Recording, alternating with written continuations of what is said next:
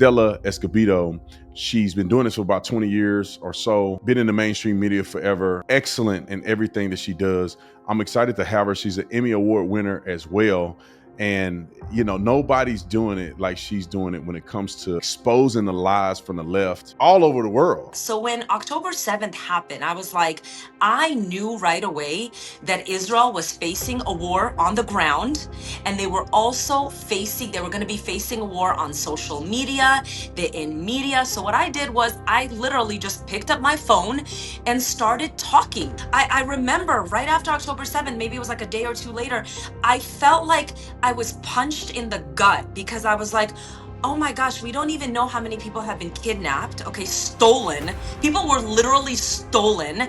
I was watching the images of like Hamas recorded all of this stuff, which you always brilliantly talk about. Like none of what you and I talk about is made up. It's all there, right? What are the biggest myths? Because I've seen you cover so many of them. What are the biggest myths that you have seen in the mainstream media that you had to address on your platform associated with this conflict? I mean, from the genocide I'll to tell you. but what's the biggest ones that you see? The one that gets me every single time, and I pushed it so hard, is the Gaza Ministry of Health. They push the data from the Gaza Ministry of Health, which is run by none other than Hamas. Guess what, guys?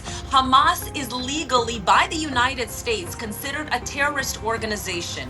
Since when do we trust the terrorist organization to tell us what is right? All right, ladies and gentlemen, I'm so excited for this next guest. We go back like two flats on a Cadillac, way back when I was in Tucson as a police officer. And Stella Escobido, she's been doing this for about 20 years or so, been in the mainstream media forever, excellent in everything that she does. I'm excited to have her. She's an Emmy Award winner as well. And, nobody's doing it like she's doing it when it comes to exposing the lies from the left. And all over the world that are against Israel. And so help me welcome to the show, Stella Escobido. Oh, what did we go? This is so full circle for me. Your audience has no idea. We were like They babies in have, Tucson. yes, they have absolutely no idea. We crossed paths before I was even conservative. Hmm. And you probably was one of the first people, or at least on your network, the first ones to interview me during this period of time, or even mention me during a period of time where I went to a Trump rally and pretty much the truth was exposed there. But you have been just killing it on social media. I swear, we look at your videos and I watch your video. Everything you post, I watch. And you have been just dispelling so many myths. And I wish that 10 billion people could see it, because it almost seems as if you're the only one keeping it real in the industry. I know there's others, but you do it the best. So Thank can you just let's get right into this whole controversy with Israel, because they lie about some of the footage that they show. You have people that they're lifting up that has been completely telling lies and deceiving. I know you probably saw the interview that I did with Benjamin Netanyahu, and also the interview I just did in a debate with Dave Smith, which was, Amazing. I feel like I killed him in that debate. But let's talk about it. What got you so passionately involved in standing up and defending Israel? Well, you know what it is? It's defending the truth. It's defending facts. And I spent so many years in mainstream media, and I know one thing is people don't have an attention span. That's one thing, and I'll go into why I do what I do. And they don't understand really hard topics, Brandon. So if you talk to people, if you go out there and you ask people why do you think this, and then they're basically just like sheep. They're following the trend. That's what this is.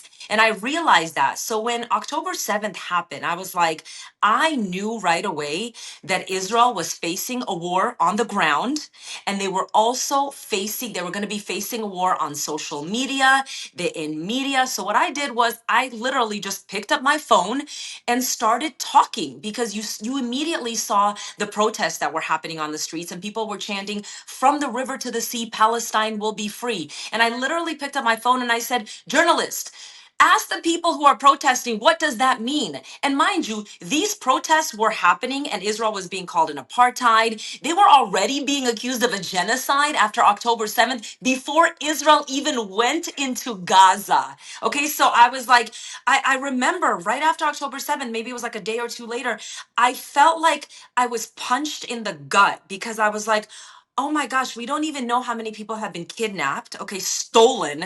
People were literally stolen. I was watching the images of like Hamas recorded all of this stuff, which you always brilliantly talk about. Like none of what you and I talk about is made up. It's all there, right? And none of that was being reported. And I was like, oh my goodness, this is like a twilight zone. And I just kept going and going and going, and I haven't stopped. And I love that. You know, when I first watched you way back when, and then seeing your evolution. Well, I'll say evolution to me because I started to pay more attention with what you do now. I'm like, I didn't know that she was conservative, and now I see. But then I see this influx of the propaganda from the Gaza Israel conflict, and you have been championing it. Was it? Was it a certain point in time that you can remember? Maybe it was October the 7th that made you feel like I gotta just dominate with truth in this particular subject matter. You know, when I was in actually mainstream media, there were little flare ups that would happen with Israel and Gaza because this has been going on for so many years. And I remember having conversations with my producers because the Associated Press is considered the gospel in mainstream media, okay? Whatever they say goes. And I would remember having conversations with them and be like, guys, this is wrong. This is not what happened. And I would correct them. So I've always been doing it on a smaller level, but October 7th just took me to a whole nother level. And again, I haven't stopped because the propaganda war hasn't stopped. And I feel like we live in this upside down world. Like, Brandon, the minute you started speaking out about it, you felt the wrath. It was like, he's bought, they've paid him all this money, APAC. None of that is true. And I don't even need to speak for you. Are you paid? Yeah, yeah, 100% not. I would if they want to give me a check, Right, Stella. same. I'll if it's legal, I'll put it in the That's bank. what I'm I'll saying. show the check on the screen. Right. It's really about educating people. Again, I have found a gap, and the reason why I do what I do is there's a real problem in media. People are not explaining these hard topics in shorter form. I love what you do and I love that you create these videos and it's so important. We need more of us. But I found that when I do explain a really tough subject in 90 seconds, it really makes a difference. I get people saying, gosh, I didn't know that. And then they're able to have these conversations with people in the outside world. That's what it's about. What the mainstream media is feeding us is not all the reality. That's what I talk about. It's not even about the truth. It's reality. What are the biggest myths? Because I've seen you cover so many of them. What are the biggest myths that you have seen in the mainstream media that you had to address on your platform associated with this conflict? I mean, Tell you. from the genocide I'll to the. tell you. But what's the biggest The ones one that you see? the one that gets me every single time, and I pushed it so hard, is the Gaza Ministry of Health. They push Hmm. the data from the Gaza Ministry of Health, which is run by none other than Hamas. Guess what, guys? Hamas is legally by the United States considered a terrorist organization. Since when do we trust the terrorist organization to tell us what is right? And by the way, I've done stories on this too. In the past, in previous wars, there has been information that came out that said, the Gaza Ministry of Health actually didn't get those numbers right. They were off by X amount of thousands of people. And so I've been doing so many stories being like, the Gaza Ministry of Health is run by Hamas. So then what the mainstream media does is they'll say, Hamas-run Gaza Ministry of Health says, and they continue. And then the other thing they've done lately is instead of saying, pay attention to this one, Palestinian health authorities or Palestinian authorities. And then when you dig deeper, you're like, who are the Palestinian authorities? Oh, it's the same. It's Hamas, Gaza Ministry of Health. That's crazy that I find it ridiculous that people do take those numbers. I looked up, I did a little bit of research, and correct me if I'm wrong. They are saying X amount of women. First of all, they're giving a total number without differentiating between combatants or Combatants. not. Absolutely. And then they're saying women and children. Now, the definition of women, it seems to be standardized, but children seems to be a conflict because people don't know it's not children like 8 and 7 year olds. If you're 17 and under, you're considered a child according to their numbers. So I don't know, but I could imagine that terrorists are using younger people, 18, 17, probably even 16 males, to propagate what they're doing, to act as combatants, or in association with Hamas. 100%. So the problem in Gaza is, and I think I just recently did a story about it, you have all these countries that are coming out and saying they're recognizing a Palestinian state. And they did that like a couple days before Hamas assassinated three of their own or two of their own in the streets, like it was some kind of like soccer game. And you saw predominantly young boys. They were young teens who were there with their phones and watching, like this was so cool. Okay, the problem in Gaza is you can have a Palestinian state, but the ideology lives on. There's an indoctrination that starts from the very, very young age. So it's like this: they live in Gaza and they're told, this is their home, and you see over there, that's Israel, that belongs to you too. And so they're told to hate the Jews. They're told that their land is occupied. Think about that. You're, as a child, you're 5 years old, and they have, you saw, I also did an interview with Bibi Netanyahu. I talked about the summer camps. The summer camps that they have in Gaza Yeah. are not the summer camps that you and I go to. They put him in tech, tactical gear and guns, and who you got to kill? The Jews. It's crazy that people don't talk about these things. It's so one-sided because the thing is that, first of all, it's the same thing that happens in America. They say Trump is a fascist, he's a dictator, he's a racist, and all of the people that's associated are ruining America. They're killing people through the extraction of, I guess, funding from Medicare, Medicaid. They're producing, and Charlie Kirk is a racist, and they're producing hatred by labeling things inappropriately. And the same thing is happening in Gaza. They are correct if they were actually occupied. They would be correct in their anger and frustration and warring against Israel if the things that they were saying were true, if they were starving people intentionally, killing people indiscriminately, if they actually had entitlement to the land and Israel is violating their entitlement. That stuff is not even true. Dinesh D'Souza came up with a point that I thought was incredible, and he was just saying that Israel's entitlement to the land, or Jewish entitlement to the land, comes in three facets, and these three facets are every measure of why a people should be entitled to a certain potential land mass, right? And one is, did you originate from there? Meaning you were born there and you occupied there first, which the Jews have occupied Israel first historically. And then the next one is whether or not there was a like a mandate or through negotiation. Mhm. So then the British mandate allowed Israel to have that land, and it was mandated as an Israeli state. And then you have conquest. So not only was it mandated, and not only were there originators of the land, through conquest and Right. wars in 1948 and 1960 or whatever, whenever the wars 1967. were, I Yep. think it was 6 Day War. 67, Yep. they won all of the wars. Hmm. So they have no reason to even do anything for Gazans. To be honest, just out of the grace and compassion that the Jewish people in Israel have, they are allowing them, to the best of their ability, to occupy their own spaces and prop up their own government systems. And Brandon, not only that, but a lot of the innocent Palestinians who went in on October 7th to the kibbutzes, the kibbutzim are, by the way, liberal Jews, just so you know. Okay. A lot of these Palestinians worked there. They helped map out which houses to go to, how these people live there. So these are good Jewish people who loved their neighbors, who trusted them to come and work in their homes, whether they were cleaning or whatever, giving them opportunities.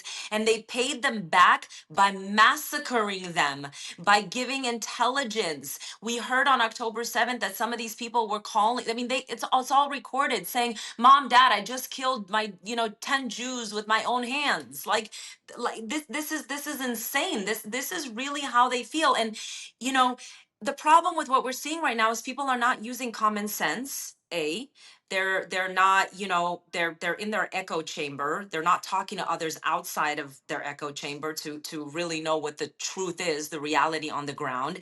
A lot of these people have never even been to Israel. That's the best part. They've never been to Israel. They call it an apartheid state, and you're like, oh, really? Arabs in the Israeli government is an apartheid state? And really, a lot of people don't know the history. Like, there's all these campaigns and all of these celebrities, like genocide, apartheid, and then there's, I remember when they were talking about an apartheid, a Nakba. They're like, this is another Nakba, and then I'm like, do you guys know what the Nakba was? The Nakba was when the Arabs basically lied to their own people and said, leave. If you leave, okay, we're going to kill all the Jews. And when all the Jews are dead, you can come back. Well, 2 million of them were like, nah, it's okay. We're going to stay. And guess what? They became Israelis. And I'm like, if there's ever been a Nakba, it's been on the Jewish people, because how many Jews live in Iraq? How many Jews live in all of the Arab countries around Israel? If there's ever been a Nakba, it's because Jews have been forced out of all of those countries. I'm glad you brought that up because when I was doing research about this, I realized this. They literally thought they were going to win the war. Right. So they told that they say the Jews did it, but no, they did it to their own people. They had a Yes. lot of them evacuate and they pretty much displaced their own Yeah. people in an effort to bring them back after they won, but then they lost. And Exactly. And here's so the 2 million who stayed were like, they became part of Israel. They became Israeli citizens. Their own people did this to them. But Brandon, when you see the images, when you see them all over TikTok, when you see them on social media, the propaganda is real. And I've heard you say it, I'll say it. Israel is losing the propaganda war. Israel has lost the propaganda war also because there's not that many Jews out there. There's only 15 million Jews. And yes, we do have allies like yourself, but not many. And oftentimes our content is throttled. Like you said, you wish, 10 million billion people could see my stuff. Thank you for promoting my stuff, because oftentimes they shadow ban me. And then we noticed it too on on YouTube. Like we Mhm. get shadow banned when we talk about Israeli stuff. And it's funny because I put out the interview, the debate between me and Dave Smith. We put it out. And ironically, when we look at the ratio of likes to comments, if you have more comments than likes, that means that most people don't like your content and you probably got a thumbs down. When we went and looked it up, it was 96% like ratio. So that means that 96% of people liked it, but we only had a small amount of likes, which means to us, when we do our evaluation, is that YouTube is just not pushing it to anybody. And the small group that they push it to all enjoy the content and agree with it. I have never seen Yes. since in what the 6 years of me doing this Yes. that you would have more likes than comments, and the comments are all great. I And agree the with you. propaganda.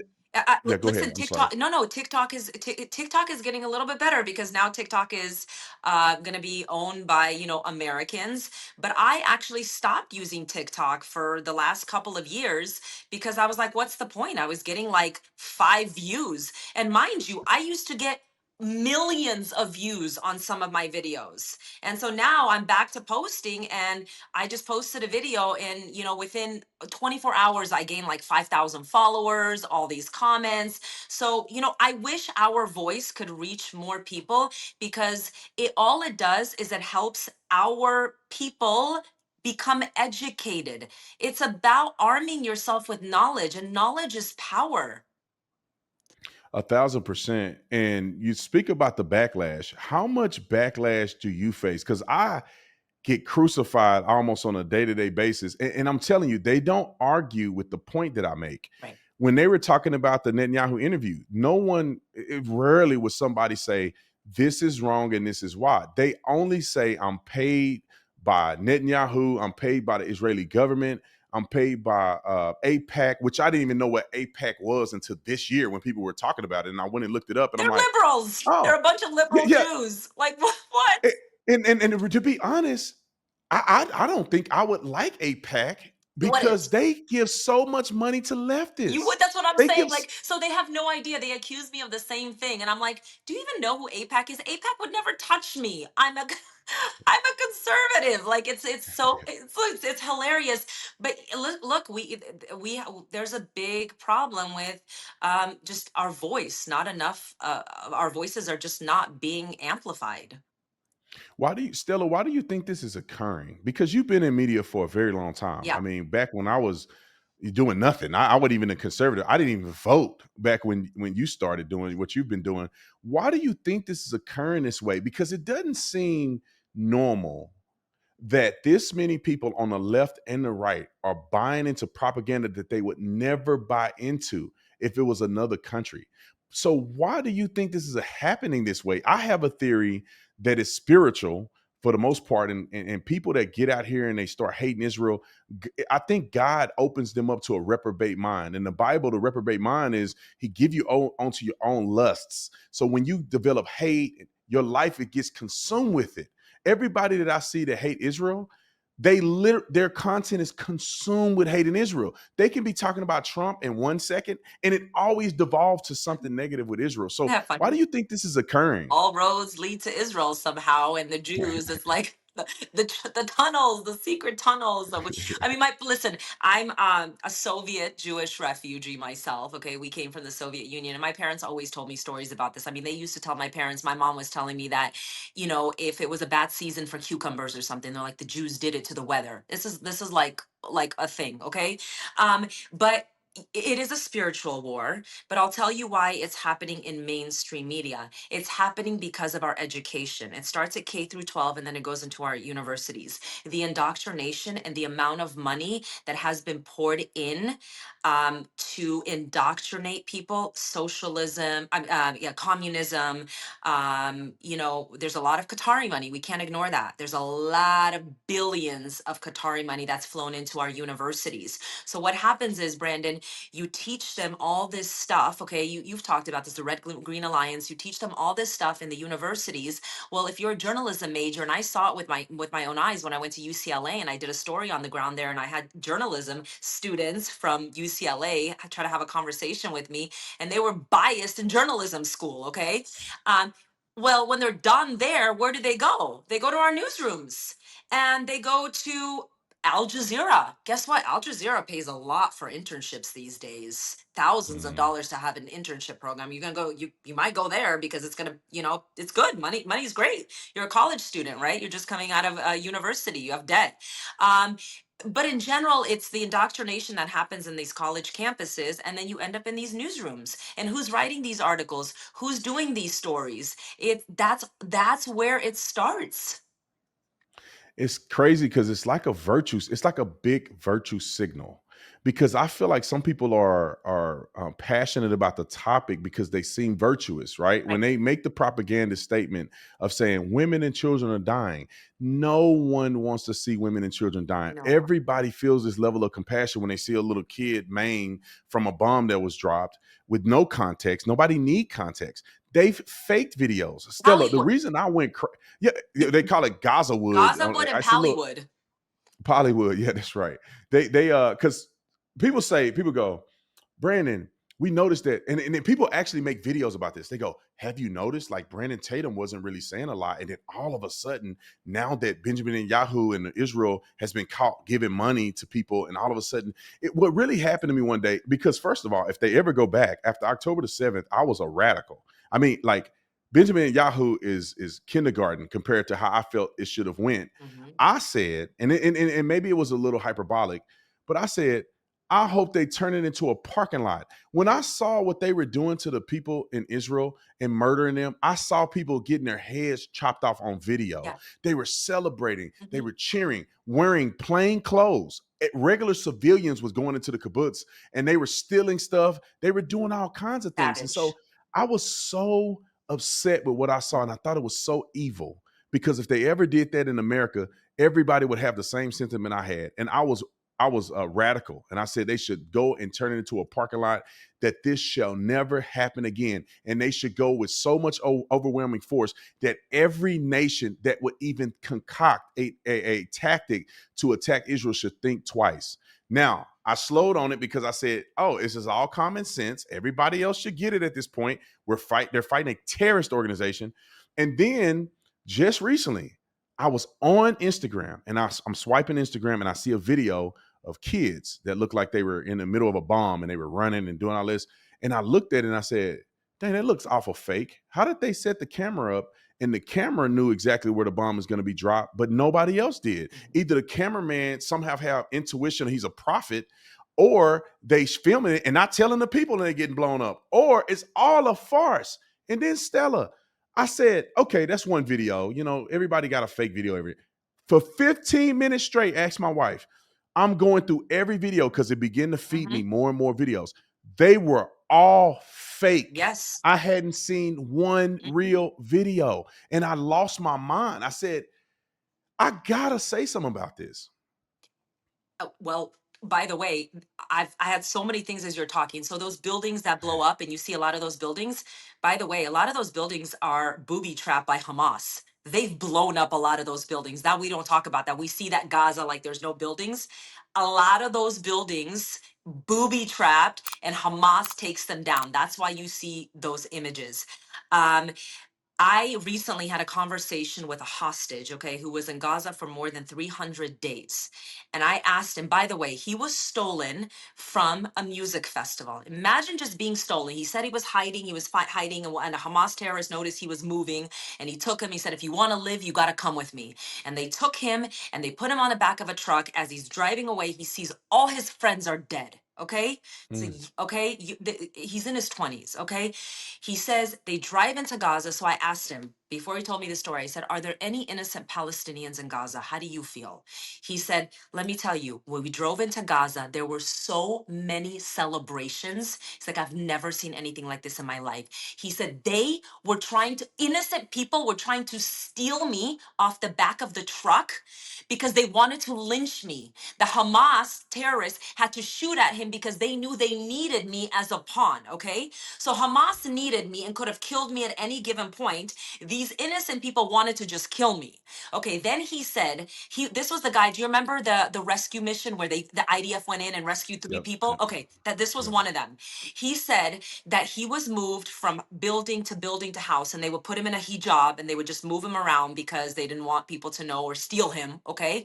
He said that they would be like in an apartment building and they could hear the neighbors upstairs. He's like, if I could hear them, they could hear me. He said we would whisper because he was with two other guys, and we tried not to let them hear that it was Hebrew because we were afraid that these innocent Palestinians would want to steal us and lynch us. At least these terrorists, we had a chance getting out in some kind of negotiation.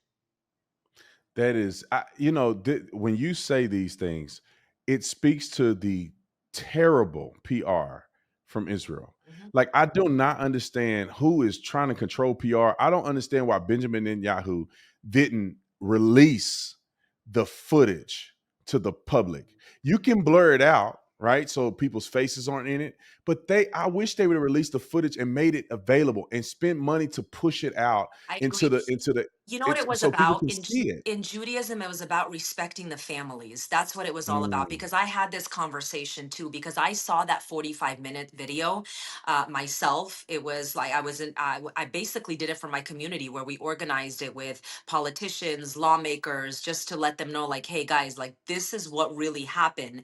And but I'm with you. I think as hard as it is to watch, that video should be out there. It shouldn't be censored. I mean, the mainstream media couldn't even air it because they're like, it's so bad. Well, too bad. It's reality. It's what happened. But you're right. I mean, Israel is now paying the price for it.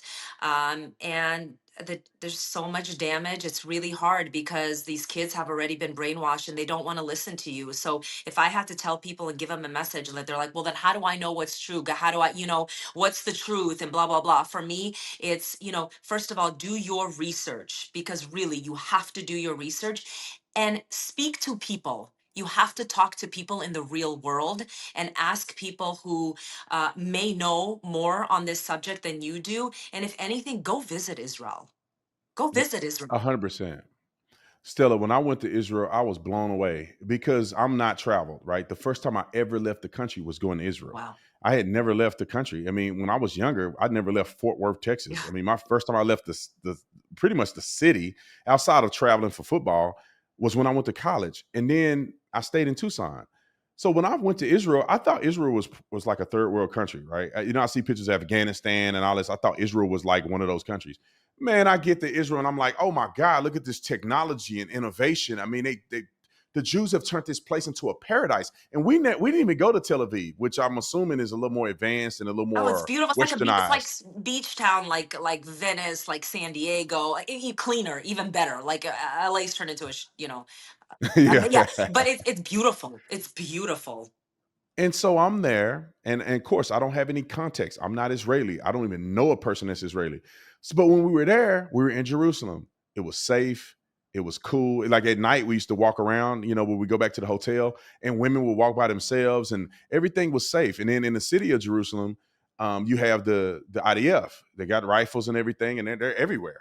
And I felt a little bit of the conflict with the Temple Mount, right? I mean, you see the Jewish people at the Western Wall, and I was told, which is obviously true, that they don't go on top of the Temple Mount. One reason is because they can't. Another reason because obviously there's religious reasons why they don't want to get on top of the Temple Mount with the Dome of the Rock and all that stuff. And then we went to the West Bank. Now, of course, because we're tourists, we had a chance to go right to the West Bank. But while we were traveling, they were telling us the different color license plates and that the Arabs or the Palestinians will come up into Israel and work, Hmm. which we witnessed. Every hotel we were in, all the way from Tiberias, all the way to Jerusalem, Hmm. there were Arabs and there were also Jews. And some of those Arabs were Palestinians who came to work at the marketplace. They worked up in Israel, but no Jew was in the West Bank. We couldn't even go to Gaza. They said it's way too dangerous to even go near the Gaza Strip. So the furthest we went was we went to the Dead Sea, and we didn't go any further than that. So when I was there witnessing the reality, it was very obvious what the deal was. This didn't look like an occupation. Where's the Christians were not. apartheid? Where's the apartheid? If the Gazans can go into Israel, but no Israelis live in Gaza because in 2005, Israel literally the IDF pulled people out of their homes, left them beautiful greenhouses there. Look at Gaza. They built tunnels. Why don't we talk about that? They spent all their money on that's where there's this obsession with Israel, but you don't actually talk about what's happening in Gaza. Like Israel gave them Gaza. Was like, fine, we want peace. Let's do this. Sure, fine. You want to talk about a two-state solution? Giving them Gaza, they tried that. They tried that. 2005. There you go. There's your two-state solution. And look what happened in response to the Israelis got October 7th. But you're right. In Israel, nobody talks about the innovation that is happening in Israel, how the Arabs live peacefully there. It's just, and all the Jews want is just peace. Just leave us alone. And Brandon, I think it's really important to mention why there are so many liberal Jews in America. And I had this conversation with one of my friends, and she's like, that is brilliant, Stella, because that's exactly why I think it happened. Because throughout our history, we're constantly persecuted and we're constantly like what you're seeing now, right? All this Jew hate. Like in LA, my sister was telling me there's like all these Nazi signs that they're putting outside of schools. And my sister says to me, she's a conservative, and she's like, I just want to live in peace. Can all of this stop? I just want to live in peace. And so what happens is the Jews assimilate. They assimilate to whatever nation they're in. And the American Jews, the liberal Jews, they just wanted to assimilate. They just wanted to become part of America. That's why for them, abortion is more important than Judaism and being an Israeli, because they just wanted to assimilate and they just want to be left alone. This is what happened. And they lost their Jewish identity. And I could see that even in some, American-born Black people. Mhm. The type of backlash that I got just saying that I'm a conservative, just saying that I support Trump, just trying to be a normal person that don't look at color and race, and I want to be an American. Mhm. I get so much hate and backlash. Now I own my own company and I own my own stuff, so the only person who can fire me is the Lord or me. Mhm. But that's not the case for a lot of people. And a lot of people that I know, they secretly DM me and say, man, I love everything. I'm talking about celebrities, the biggest celebrities that you know have messaged me, I and they believe have it. big platforms, but they don't want that drama. They don't want to get canceled. So then they kind of go along with the go along, even though they in their hearts they don't believe it. And I can see that happen in the Jewish people. Why you can't work in some of these places as a Jewish person if you don't capitulate and become an ally. And it is wrong. But I see why. But I hope that Jewish people who are on the left will wake up, because they are going to end up creating an extermination of their own people because they won't support real causes and real candidates that's going to stand for Israel. Most of these people are just Israel hating nut jobs to me. And listen, Stella, you know this because it doesn't seem that there is a middle ground in some of these cases. It's like you either got to stand for Israel and truth, or you just completely hate Israel for no reason. And this brings me to my next topic I want to talk to us about is Charlie Kirk. Now, it was weird that they said that Hamas, I mean, not Hamas, but that Israel and Benjamin Netanyahu was responsible for Charlie's death, which was insane. But I want to hear your thoughts on Charlie Kirk. As a conservative, I know that you probably watched his content a lot. He was a staunch Zionist. I mean, he probably was the biggest Zionist out there before I became a crazy Zionist. So, but what's your thoughts on the Charlie Kirk assassination and what that means for America and conservatism? Before I get into that, I just want to say that, with liberal Jews, when Moses freed the Jews, only 30% left.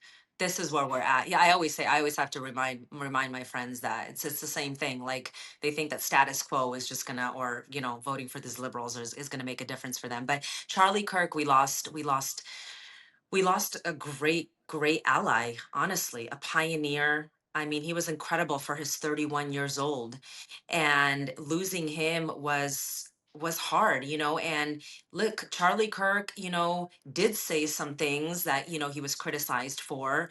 But you have the right to have your thoughts and talk about the Israeli government. There's all these, like, rumors that Charlie Kirk was offered like $150 million to shut him up, which that was not true. And I don't know if you saw my piece, but I actually spoke to a source very close to the prime minister, and Yeah, he told I me, shared it. he showed me that, he's like, that was nonsense. And by the way, Charlie Kirk, there was this, they're talking about like this letter that Bibi Netanyahu talked about. And I was told what was in that letter was Charlie Kirk said, it pains me, it breaks my heart to see the kind of propaganda that Israel is witnessing. And he kind of almost laid out like, here's what we need to do. I think if Charlie Kirk was still alive, he would be helping us fight the propaganda war, because it's not even about the Israeli government. He loved the land of Israel. He understands what Israel stands for. And at the end of the day, who is protecting all of the sites where Jesus walked and everything? It's the IDF. And Charlie Kirk loved Israel. And so, I just, losing him is a huge loss. And I want to say, I want to say thank you to you for using your voice, because you have really stepped up. And I think more than anything, it's not about being a pro-Israel supporter and being a shill or whatever. It's just about really educating people, because we're going down a very dangerous road, a very, very dangerous path. And a lot of Jews see it with the Holocaust. That's what happened. It didn't just happen. The Holocaust didn't just happen out of the blue. And this has really opened my eyes to anti-Semitism too, because some people, even pro-Jewish people or pro-Israeli people, they overuse anti-Semitism just like people 100%. overuse racism, Yep. and it's annoying. It's And so so annoying. what happens is initially people become skeptical of it because it's the overuse. But my goodness, I see it. I see the little lies here and there, and I see why people overreact to just a hint of questioning Israel, because it seems that it always devolves into something ridiculous. And my wife and I, had debates about this all the time. And like we would literally last year, we would debate all the time about this because the sensitivity to kids getting killed and some of the propaganda, I think she was listening to it and it made sense to her. And she would be like, Brandon, you're biased. And I'm like, I'm not biased. Like, I'm just telling the truth. And then I realized, and I told her this, and now she see it because I got attacked like nobody's business with the Benjamin Yahoo thing. And now she see it. I'm like, yeah, baby, anti-Semitism, and this is exactly what happened to the Jews in the Holocaust. They start with one little lie. And then they go, well, is the Jews responsible for this? Is the Jews responsible for this? And they begin to devolve into painting the picture of every Jewish person, whether you're secular or religious, whether you're liberal or conservative. And if you had any connection to the nation of Israel or the state of Israel, that they paint you all the same. Jews run pornography They Jews or they run the created world. pornography. Let me tell They, you yeah, something. yeah. My best friend Siggy Flicker, who she was on, you guys, know her from the Real Oh, yeah, I know Housewives, Siggy. Real Housewives of New Jersey. But she's the daughter of a Holocaust survivor. Okay, her father's brilliant. He was saved by I think it was a Catholic family, and he worked for Yad Vashem with the Gentile division, basically any non-Jews who saved Jews during the Holocaust. And I had this conversation with him, and he basically told me, he's like anti-Semitism is as old as Judaism itself. It just kind of reinvents itself. And if you see it this time around, it started with Zionists. I don't hate Jews, I hate Zionists, right? And we're like, but do you know what Zionism means? What is Zion? Zion, it's for Israel's right, Israel to exist. Okay, yeah, we get it. But then Zion, what is Zion? And in Judaism, like with all the prayers that we say next year in Jerusalem. So you hate Jews, right? And it's Right. interesting, and it's interesting to me. And then now, if you go online, they don't even say Zionists. They just say Yeah. Jews. Like, I hate the Jews. Like, get rid of the Jews. So it started with that, and then it went to where it is today. And I follow your wife, Corinne, and I loved following her on social media. I used to send her messages, and then I saw her go down this rabbit hole, and I was like, I gotta mute her. And now I'm back. I was like, I checked her stuff out, and I was like, okay. And because you know what, it's not healthy for my soul, because I'm like, I really like this person, I really respect them, I just but I'm also not in the business of debating people, like going out there and attacking them. You have to see this for yourself. And I'm so happy that you were able to show her that just by seeing what's done to you, what is done to you now. Imagine being a Jew and living it. Yeah, yeah, it was kind of crazy because there was an interview um where there was a rabbi, I think, was debating somebody on the right. I won't say who it is, debating somebody on the right, and he made a statement that said to say that, because I think the person interviewing him said, "Well, what is anti-Semitism?" And he was like, "Well, it changes over time." And then the rebuttal to that was like, "See, you can just make up it whenever you want to, Mm-mm. but I see it, like you said, people that I know that have fallen off the cliff. It starts with the claim of Ashkenazi Jews, and then it goes to Zionists, and then eventually the veil is lifted, and they say all of them are evil. Mhm. And this is what the gentleman was saying. He was saying it evolves. Some of the things that they were accused of in the Holocaust were slightly different, and it was a different measure, right? Coin shaving and stuff. Yeah, maybe some of them did, but you can't paint the whole group like that. And then now it's they run media, or they run all the media, and then they run the whole country, and then they are committing genocide. It's like they create these little avenues in which to circle back to hating Jews. And I would say this: when I went to Israel, all the Jews wasn't lockstep. A lot of them did not like the Orthodox Mhm. Jews, Right. the ones who, I don't know Yeah. what you call them. They had the swirl Yeah. and everything, and like a lot of them had kind of animosity because they live off the government and they don't have to serve in the military. And some Israelis and Jews were like, well, that's not fair. And so it's not like everybody there is on the same page. Right. Many people were frustrated with Netanyahu. Like they would Yes. argue that he's too weak It's and a he gives up too democracy. much. Right. It's a democracy. It's the only democracy in the Middle East. And see, and that's the problem, is it's like, I'm glad you're starting to see that, because anti-Semitism definitely evolves. It definitely, in the look what happened in the Holocaust. And I get this all the time. People are like, oh, you're an Ashkenazi Jew, go back to And I'm like, where do I go back to? I'm an American. I mean, I came here. I came here when I'm an American. Like, my religion just happens to be Jewish. You know what I'm saying? Like, where do you want me to go? And they never. You're right. They never want to have like these logical conversations with you because they don't they don't have the facts. Because when you actually talk about the facts and the history and like, why did the Holocaust happen, um, now they basically talk about the Holocaust and say 6 million Jews weren't exterminated. And it's like, you have the pictures, you have the images, you have the museums that have all the images. If you go to Yad Vashem in Israel, you see that, like, the libraries of people, names, everybody who was massacred. And now they want to tell you like, oh, that didn't happen. And that's really scary because the Holocaust survivors who had the numbers tattooed on themselves, well, they're dwindling. There's not many alive today to even talk about their experiences.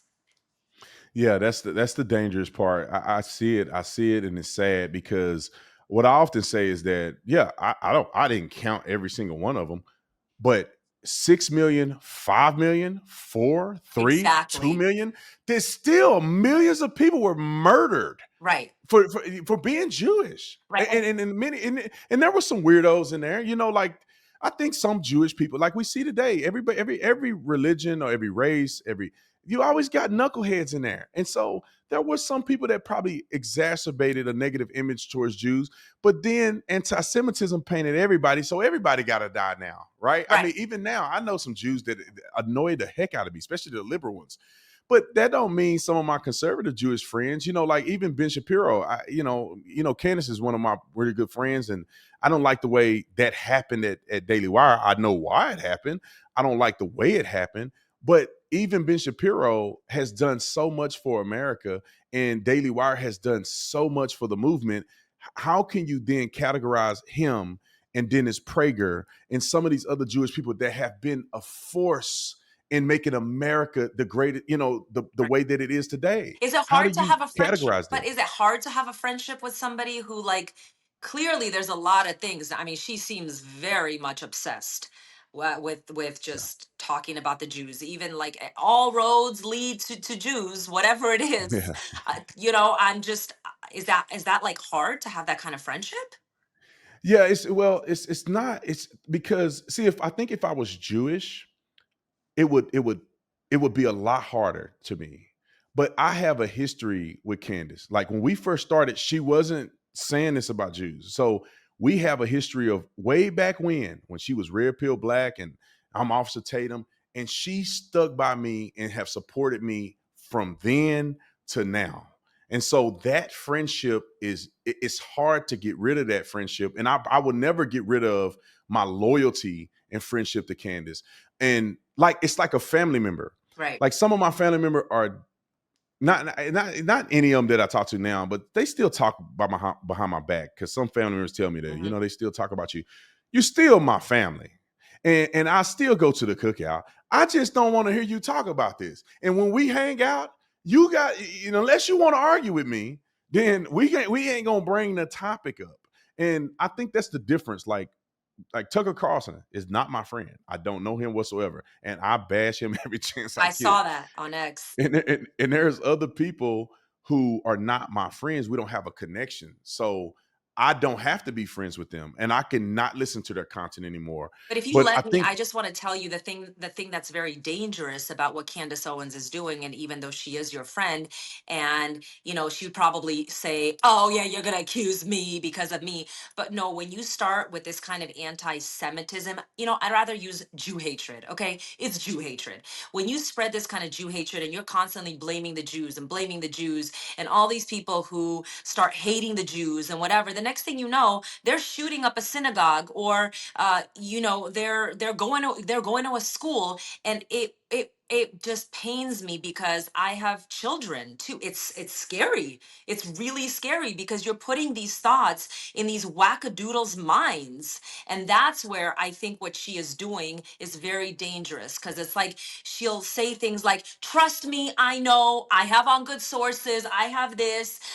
Show the receipts. That's the problem with the other side right now, is they just say these things like, "Trust me, bro, I have the receipts," and then they put these things out there. They play offense. They play offense, and what they do is they put the people like you and I on defense. So we're constantly like defending ourselves. But they Yeah. just like really, that's literally what's been happening lately. They just throw all this stuff out, and it's like it's almost like they set up, they light a match and they set the fire and let it go. And a lot of people who may not even know Jews or just hate Jews altogether, this is dangerous.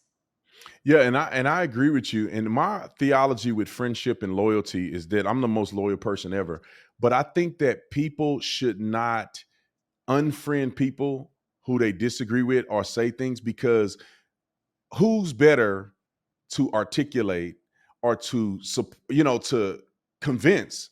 It's better for me, in my personal opinion, when it comes to Candace and anybody else that's actually my friend. It's better for me to talk to this person and have friendly debates, because she knows that I love her and she trusts that I'm acting in good faith when I criticize things that she say, or if I have to call her on the phone and say, hey, let's talk about this.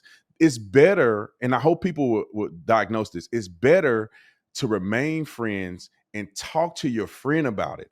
And if there's debate that need to be had, you debate about it with somebody that actually cares about you. It's the same thing with my wife. I felt like that she was slipping a little bit, but Yeah. I'm not going to divorce my Right. wife. No, I know. But through me talking to her, Yeah. and over time, she see what I'm saying. Hmm. And it's the same thing with my family members. Like some of them, all of them that didn't like what I was doing at first.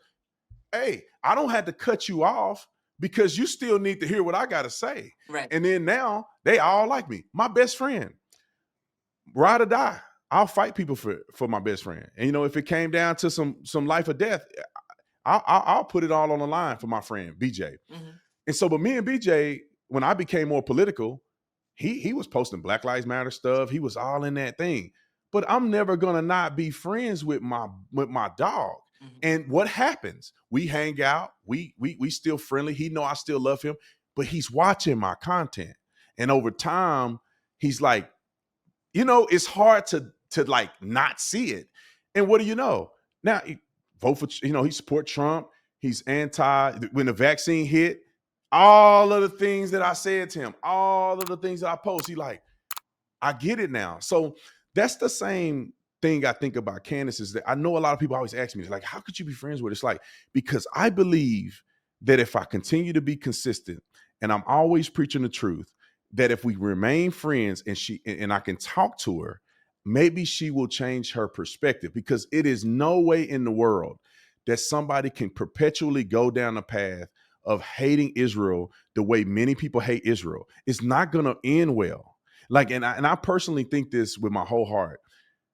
When you bash Israel, everything in your life will begin to go downhill, whether it's now or later. And I have seen this happen to people. We can look at all the celebrities. We can look at all the countries. I mean, you want to keep it real. Hmm. They say the Jews were exiled from all these countries. Where are they at today? The Romans did it. Where are the Romans today? Right. If you continue to go down a path to hate Israel, where are you? Like, I want us to. This is like a pivotal point. Let's evaluate everybody. Tucker, anybody that's saying anything negative about Israel that don't eventually change their mind. Let's see in 5 years where they end up. I personally think people will risk losing their entire platform.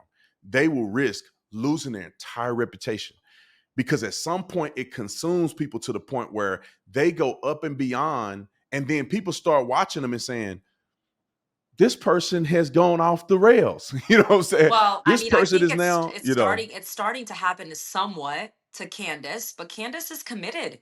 She is on she is doubling down and tripling down, and you as her friend, maybe she will see that the Jews are not the problem. There's a lot of problems in this world, Brandon, but Jews are not the problem. We have a big problem. The Biden administration left our borders open. We've been infiltrated.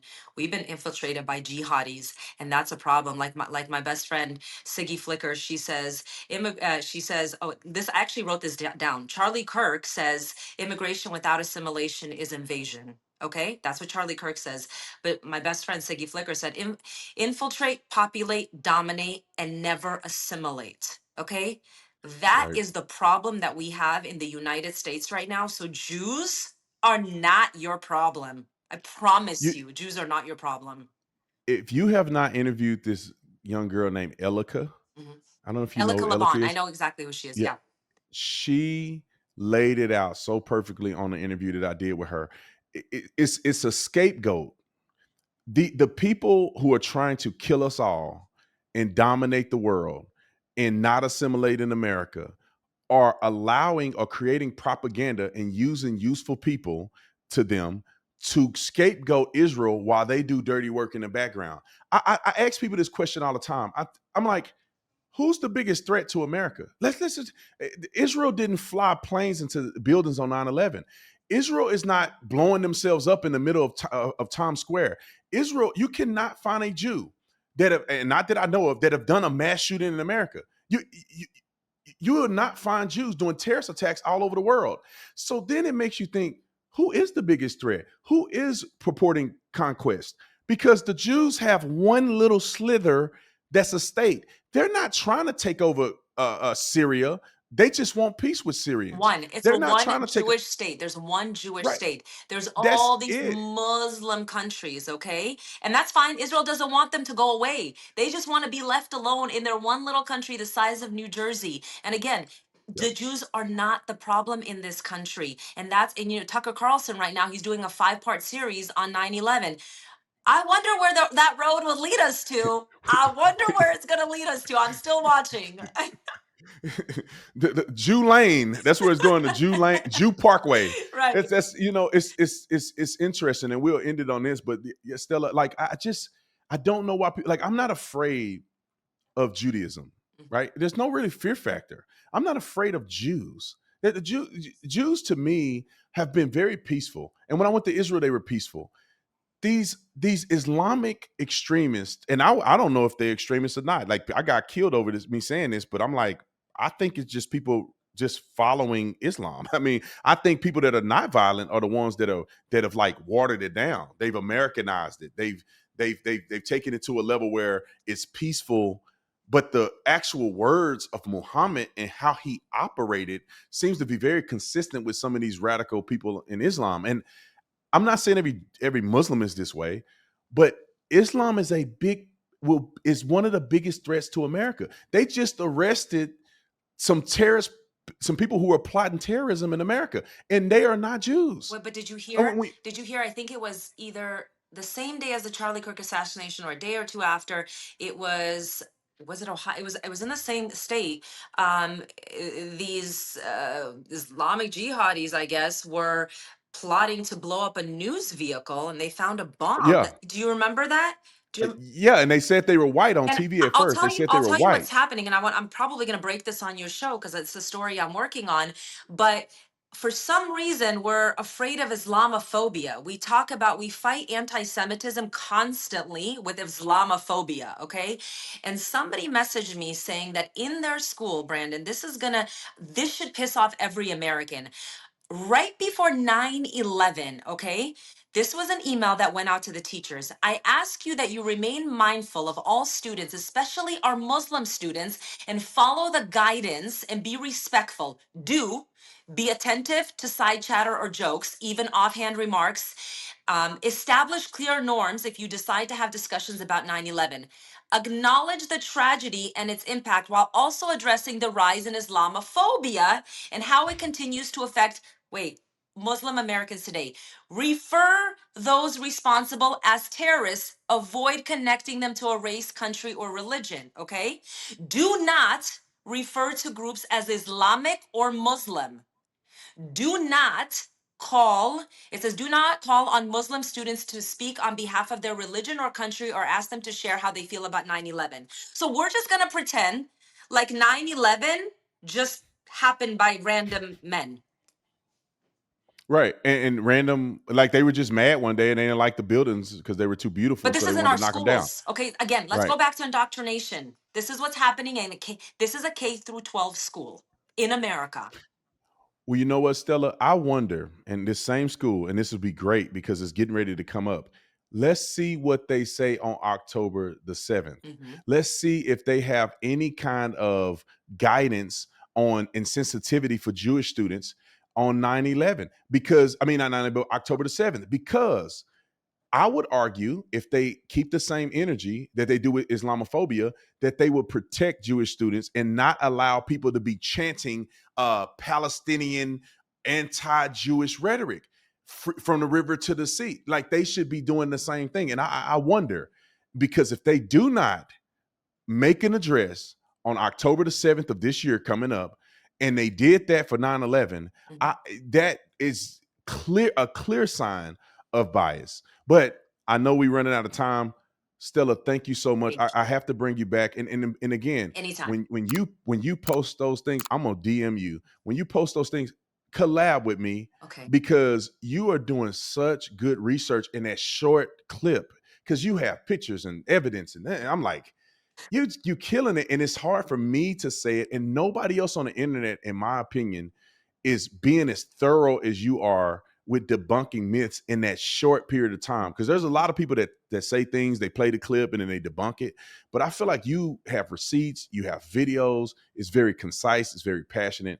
So keep doing what Thank you're you. doing, and I want to share it all, because we have to have a unifying voice to Thank you. stand up for what's right and what's true. And maybe one day, God willing, we'll go on the college campuses and we'll do a college tour, because I think it's so important. And I think the reason why I'm able to do what I do is because I have the journalism background. A lot of the people Okay. are influencers and they're just having fun with it. I have the journalistic core in me, and the background, and I kind of understand and know what people will like and how to make it simple and dummy it down. Like if you don't understand my videos, I mean, if you don't understand my videos, then you don't have a brain. Yeah, something ain't right. We need Right. to get checked out. Yeah. But Stella, thank you Thank you. so much. I appreciate you coming on. God bless Thank you, you. and I'll see you again. God bless you. See you soon.